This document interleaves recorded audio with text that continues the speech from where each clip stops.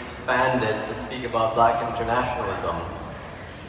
And to start off, I mean, as Malcolm X so famously said, speaking about the Black experience, we didn't land on Plymouth Rock.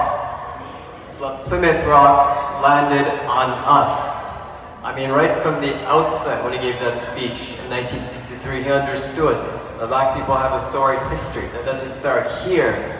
It starts really in places of West Africa, it even starts millions of years ago from an evolutionary standpoint in parts of East Africa where the first human beings emerged in tribal societies, and we went on to agrarian societies, and we went on to developing civilization.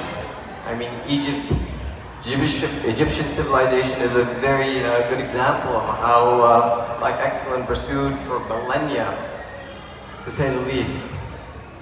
I mean, moving on to where we are today, I mean, one cannot ignore the fact that our ancestors had to go through, just the burdens they had to go through to be where we are today.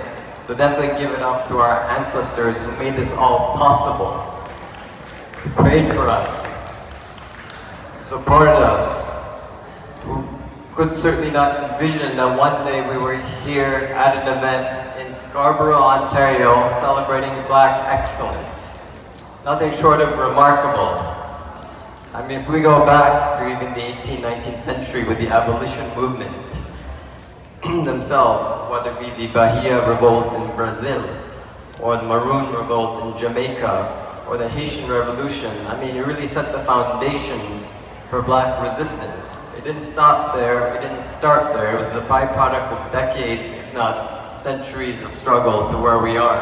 I mean, in the 19th century, we shouldn't ignore that we had remarkable examples of Black leaders.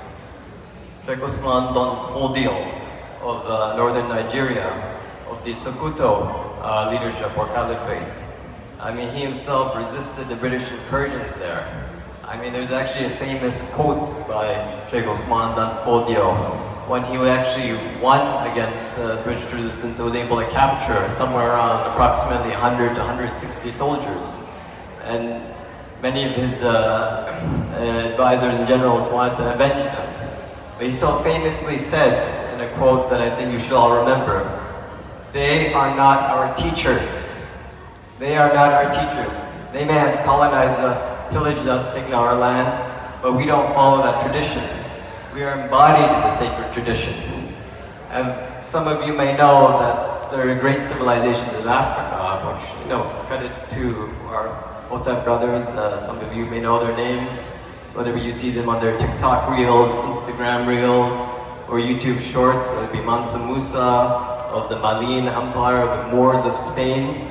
He did a remarkable job of really establishing libraries and whole civilizations that really allowed for knowledge to be pursued. If we go back to the 20th century, I mean, there's many examples of these connections being made. Whether it be Marcus Garvey, who had the Back of Africa movement in the early 20th century, or whether it be Bob Marley, who made the connection between his music as well as Haile Selassie, of the Ethiopian resistance. Whether it be Malcolm X, I mean, going back to how I was initially inspired, who understood the relationship between Black suffering here and abroad. So we really are a storied people that have such an excellent history that still expands to this day. I mean, I work with children, courtesy of Learn Mentorship program at Taibu. I simply cannot ignore the brothers and sisters, whether it be parts of Congo, Sudan, Somalia, Ethiopia, who are also in difficulty. It's very important to support them, very important to recognize them, very important to realize that just as we fought for our freedoms here, they're fighting for their freedom there. As one of my teachers, Dr. Rudolph Ware, Pan-African scholar, so famously said, "Freedom is not a necessity, but freedom is inevitable." Thank you very much.